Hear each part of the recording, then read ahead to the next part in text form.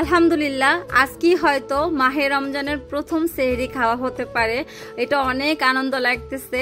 আসলে একটা সময় ছোটবেলার সিয়াম সাধনা আর এখন বড় হয়ে যাওয়া নিজের সংসারের সিয়াম সাধনা, দুইটার ভিতরে অনেক তফাৎ, তবে শিক্ষা কিন্তু একটাই। আমাদের জীবন আমরা যেন মাহে রমজানের সঠিক শিক্ষাটা গ্রহণ করতে পারি। আসসালামু আলাইকুম, সবাই কেমন আছেন?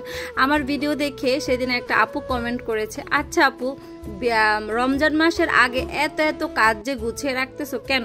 তুমি কি রমজান মাসে এই কাজগুলো করতে পারতেন না? টাটকা টাটকা খেতে পারতেন এবং আপনি এটা ভালো হতো না রমজানের জন্য? আপুর কমেন্টে আমি নেগেটিভভাবে না নিয়ে পজিটিভভাবেই নিলাম। হ্যাঁ আপু, প্রতিদিনের কাজটা যদি প্রতিদিন করে টাটকা খাওয়া যায় সেটা কিন্তু আমাদের জন্য অনেক ভালো।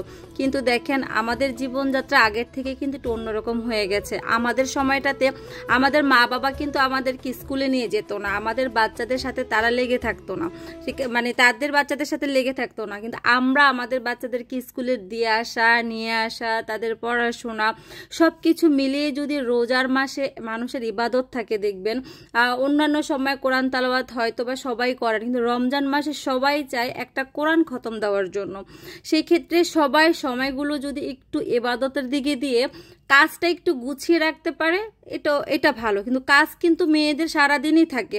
সকালবেলা উঠে দেখবেন অনেক কাজ থাকে, দুপুরের দিকে সব গুছিয়ে রাখার কাজ থাকে, বিকেলের দিকে রান্নাবান্না থাকে, ইফতারের পরে গোছানো থাকে। মেয়েদের কি কাজ ছাড়া কোনো টাইম আছে? তো যাই হোক, আপুর জন্য আমি এই কথাটা একটু বলে দিলাম। আপু, আপনি আমাকে বলেছেন, আমি আপনাকে একটু বলে দিলাম। তো যাই হোক, এদিকে হচ্ছে এটা গতকালকের ভিডিও। গতকালকে যে কোনো একটা স্পেশাল মানুষের জন্য খুব আনন্দ নিয়ে স্পেশাল কিছু আয়োজন করেছিলাম। তো আর বাচ্চারাও বলতেছিল আমি যেহেতু রোজা চলে আসতেছে, এখন তো আর দুপুরবেলা তো মজা করে খেতে পারবো না, তুমি শুধু রোস্ট পোলাও করো। তো যাই হোক, একটু রোস্ট করব, পোলাও করবো, আর কিছুই করবো না, যেহেতু আজকে হচ্ছে ইনশাল্লাহ আশা করি আজকে হয়তো সেহরি খাওয়া হবে। তো দেখা গেছে আজকে তো একটু রান্নাবান্না করা হবে।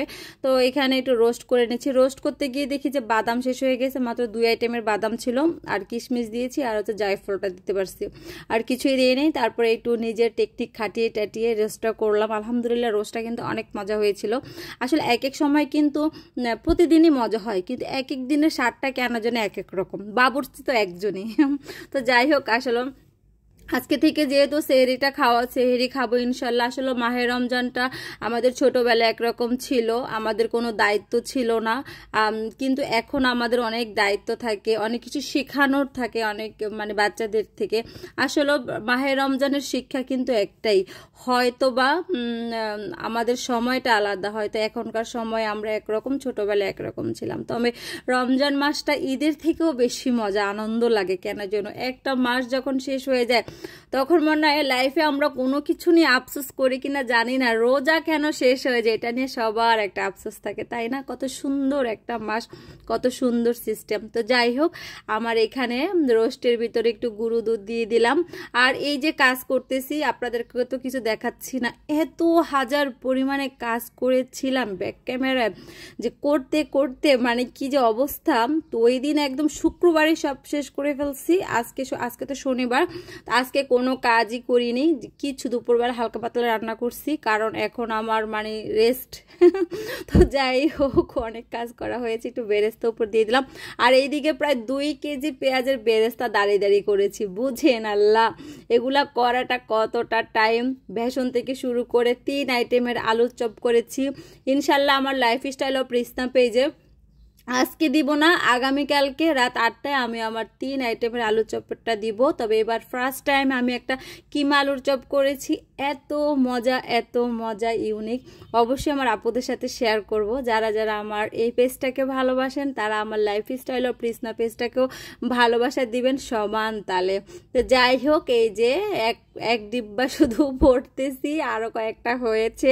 আর বেরেস্তাগুলো একদম পারফেক্ট হয়েছে, একটু সময় নিয়ে করেছি যেহেতু এটা অনেক দিন সংরক্ষণ করে খাবো। এবার কিন্তু প্রচুর জিনিস সংরক্ষণ করা হয়েছে, আল্লাহই জানে, মানে সস্তা পেয়ে বস্তা ভরে সংরক্ষণ করেছি। করেছি, এটাই আর কি।